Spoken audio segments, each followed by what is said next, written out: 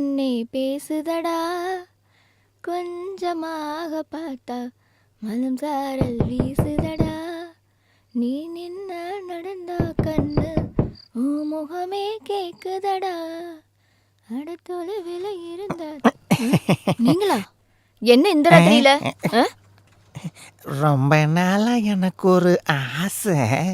என்ன இல்ல உன் கூட போடா வெளியில. சத்தம் போட்டு ஊர்க்காரங்களை கூட்டி என் மானத்தை வாங்கிடாதடி. மானம் போக கூடாதுன்னா இங்க இருந்து வெளியில போடா போடா. நீ என்னங்க பண்ற? இல்ல அதுக்கு என்ன, நான் மீனோட காசை வாங்க வந்தேன். மீனோட காசா? இந்த நேரத்துல மீன் விக்கிற? என்ன விட்டுரு. நீ சொல்ற காமெடி நல்லா தான் இருக்கு. இதுக்கப்புறம் உன்னை இங்க பார்த்தனா உன் கையை காலை உடைச்சு போட்டுருவேன். போடா போய்ங்க. ஐயோ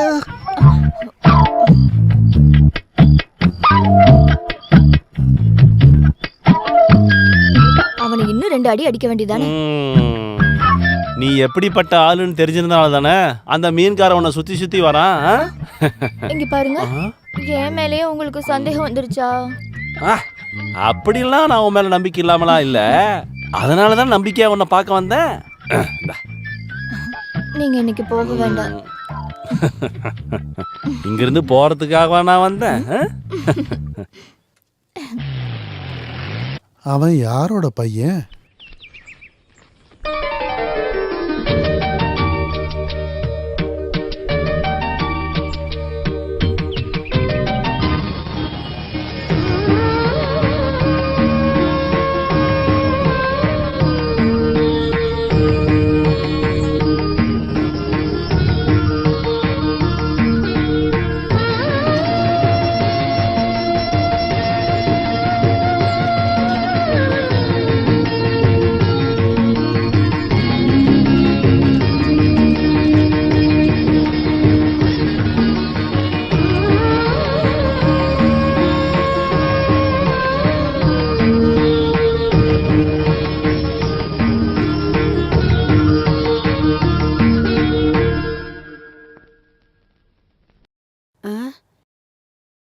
முதலாளி,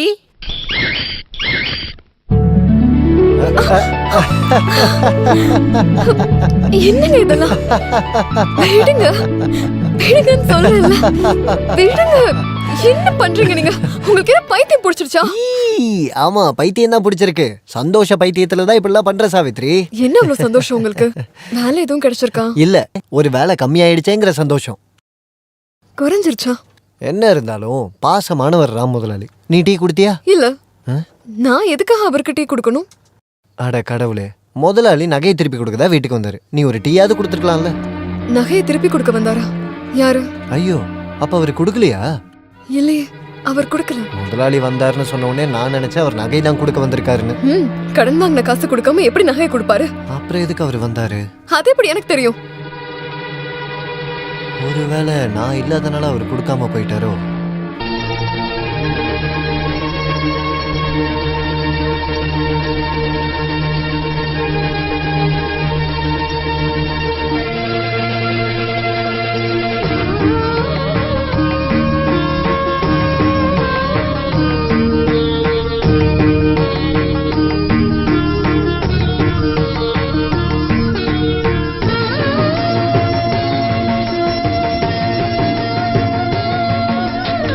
இங்க யாரும் இல்லையா? யாரு? நான் தான், ராமு முதலாளி.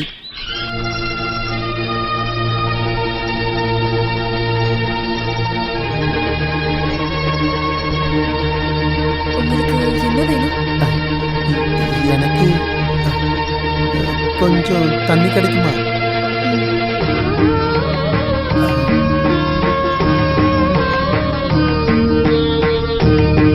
அம்மா தாயே, எல்லாம் நல்லபடியா நடக்கணும்.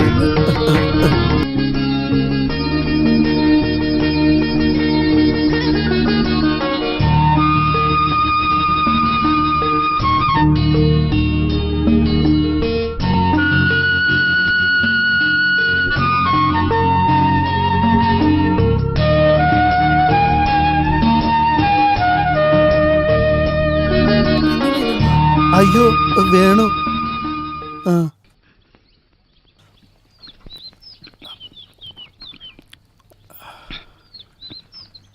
என்ன ஸ்வீட்டா இருக்கு. இந்த கை பக்குவம் சொல்றது இதானா? பச்சை தண்ணி கூட எவ்வளோ ஸ்வீட்டா இருக்கு. கொஞ்சம் நில்லுமா. கையிலையும் கழுத்துலையும் எதுவுமே இல்லையே. அந்த நீலகண்ட எல்லாத்தையும் வித்து தின்னுட்டான்ல.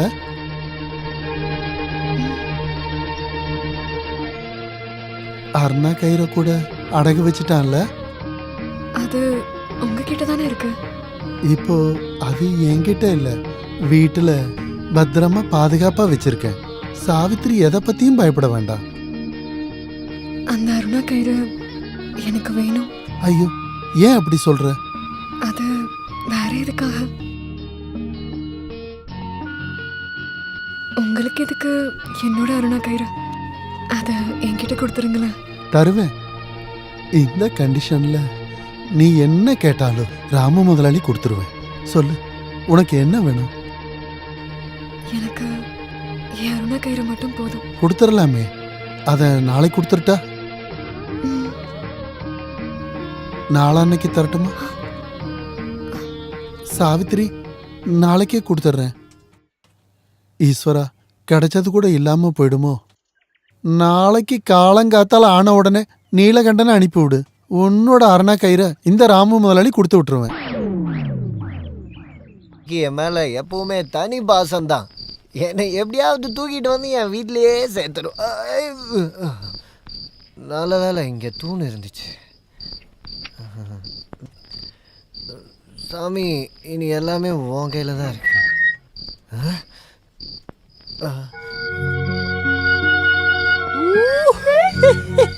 நான் சாவித்திரின்னு தான் கூப்பிட்டேன், ஆனா சரஸ்வதி தேவியே வந்து நிக்கிற மாதிரி இருக்கு. நல்லா இருக்கியா?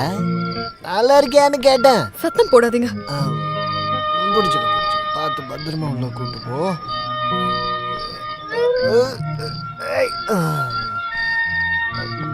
கட்டில் வந்துருச்சா? அந்த காலை மட்டும் இப்படி போட்டு. இன்னைக்கு யாரு கூட போய் கல்லு குடிச்சீங்க? தோட்டத்துல வேலை பாக்குற கண்ணாயிரண்ண கூட. வெக்கமா இல்ல உங்களுக்கு? வெக்கம் இல்லடி, கண்ணாயிரண்ண. கண்டவன் கூட எல்லாம் போய் குடிச்சிட்டு வரீங்களே, உங்களுக்கு வெக்கமா இல்லையா? நான் கண்டவன் கூட போய் கல்லு குடிக்கலடி, கண்ணாயிரண்ணன் கூட தான் குடிச்சேன். அப்ப அவன் தானே கண்டவன். அதாவது சாவித்திரி. புரியுது புரியுது. ஓகே. காசு எங்க இருந்து கிடைச்சதுன்னா எனக்கு புரியவே இல்ல. காசா? காசு சாமி கொடுத்துச்சு. சாமியா? ஆமா, என்னோட சாமியே அந்த ராமு முதலாளி தான். அப்போ அந்த சாமி கிட்ட யாருன்னா கயிறை கேட்கலையா? கேட்டேனே. கேட்ட உடனே அந்த சாமி கொடுத்துருச்சு. இதா அருணா கயிறு. இது அருணா கயிறா? எங்க ஊர்ல இதான் அருணா கயிறுன்னு சொல்லுவாங்க. என்னோட தங்க அருணா கயிறுங்க தான் கேட்டேன். தங்க அருணா கயிறா? அதான் முதலாளி வாங்கிக்கிட்டாரு. அப்புறம் தான் எனக்கு காசு கொடுத்தாரு. அந்த காசை எடுத்துட்டு நான் போகும்போது தான் அந்த கண்ணாயிரம் என் கூட வந்து பேசினான். அப்புறம் தான் நாங்கள் கல்லு கடைக்கே போனோம். அப்புறம் மீதி இருந்த காசுல அருணா கயிறு வாங்கிட்டேன். அந்த சாமி கொடுத்த காசுல மீதி ஏதாச்சும் இருக்கா? ஜோப்ல கொஞ்சம் சில்லறெல்லாம் இருக்கும். எனக்கு குடிக்க கொஞ்சம் விஷம் வாங்கிட்டு வந்திருக்கலாம் இல்லையா?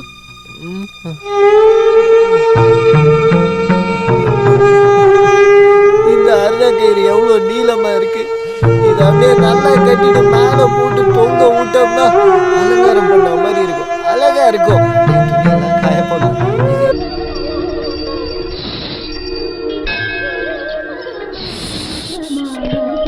என்ன உன் பேரு சுவா? இல்ல அப்படின்னா வேலையை பார்த்துட்டு போயா.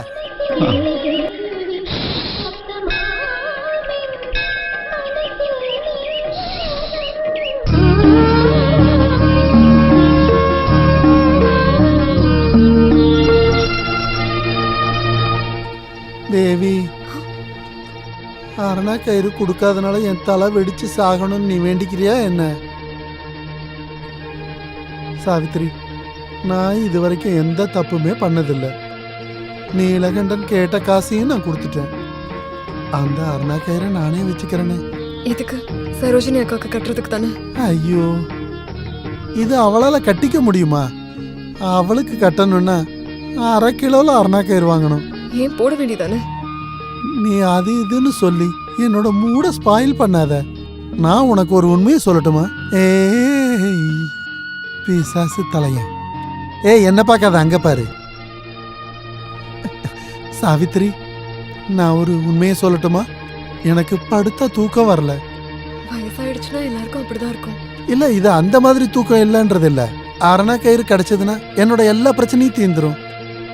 நீ அதை கொடுப்பியா? உங்களுக்கு இப்போ தேவைப்படுறது அருணா கயிறு இல்ல, அப்புறம் சங்கிலி. சங்கிலியா? அது எதுக்கு? உங்களை கட்டுறதுக்கு தான். வேற எதுக்கு? யாருக்கு கட்ட போறீங்க? இங்க வாயேன். ஐயோ ஈஸ்வரா. சாவித்ரி, சாவித்ரி, நீ எந்த பதிலும் சொல்லலையே. அரணா கயிறை நான் எடுத்துக்கிட்டுமா? அது உங்ககிட்ட தானே இருக்கு, அப்புறம் ஏன் என்கிட்ட கேக்குறீங்க? இருந்தாலும் உன்னோட பெர்மிஷன் இல்லாம அது எனக்கு வேண்டாம்.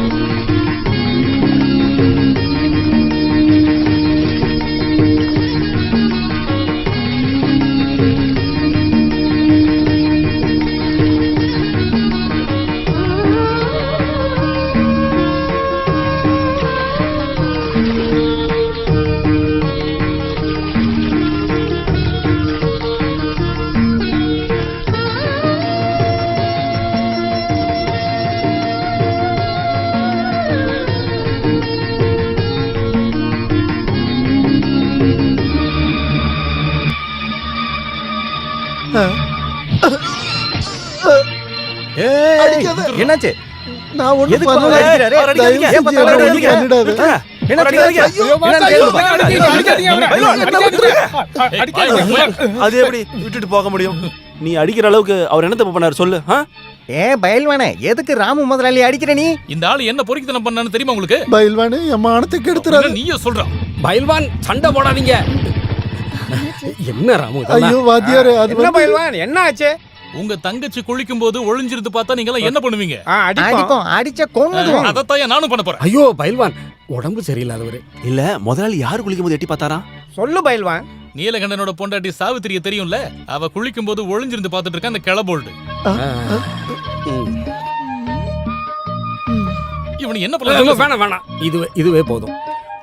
எல்லாரும் போகலாம், எல்லாம் முடிஞ்சிருச்சு. ஒன்னும் முடியல, இப்பதான் ஆரம்பிக்க போகுது. தேவைதான் உங்களுக்கு, சூடுதான்.